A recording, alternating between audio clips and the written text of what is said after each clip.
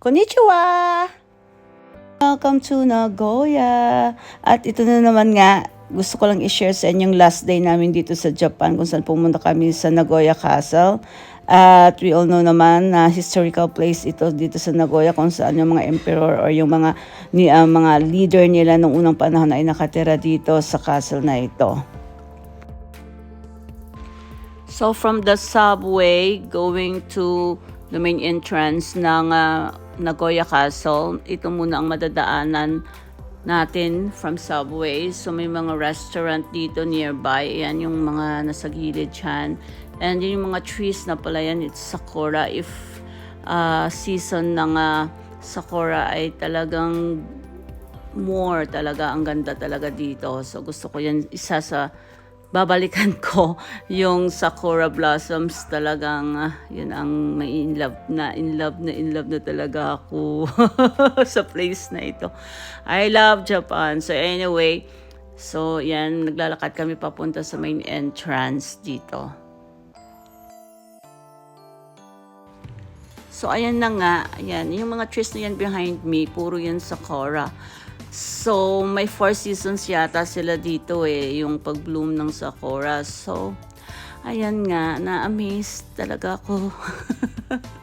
At gusto kong bumalik. Ayan.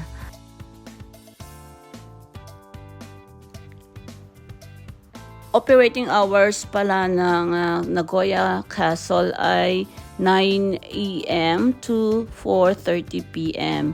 So, yung entrance fee nila is 500 yen sa adult and sa children ay 200 yen.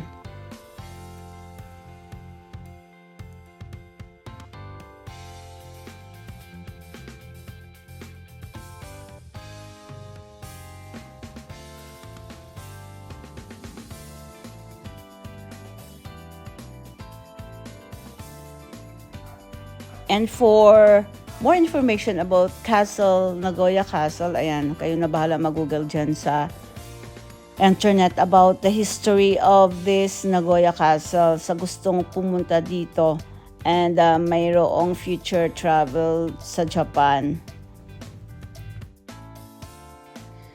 Ayan, sadly to say na hindi talaga kami nakapunta sa loob ng Nagoya Castle dahil close ito for public safety dahil under renovation yung castle sa sobrang luma din naman talaga, so kailangan ng renovation ng castle. So meron silang sinet up for sa labas na museum sa gustong pumunta sa loob.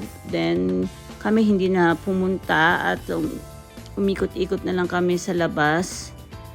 So maraming event actually dito sa Nagoya Castle din na pwede ninyong puntahan at mapanood. Meron silang theater sa loob din. And then ayan, dito na lang kami pumunta sa souvenir shops.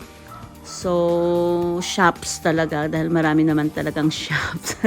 Anyway, so isa yan sa pinuntahan namin dito. Bumili kami ng souvenirs.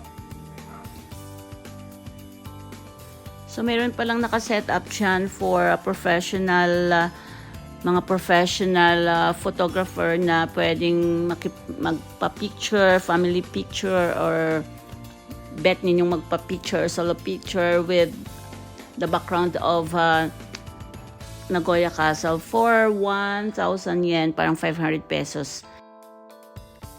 In short, mag-i-enjoy kayo dito, mag-sightseeing sa loob ng Nagoya Castle. Hanggang sa muli, maraming salamat!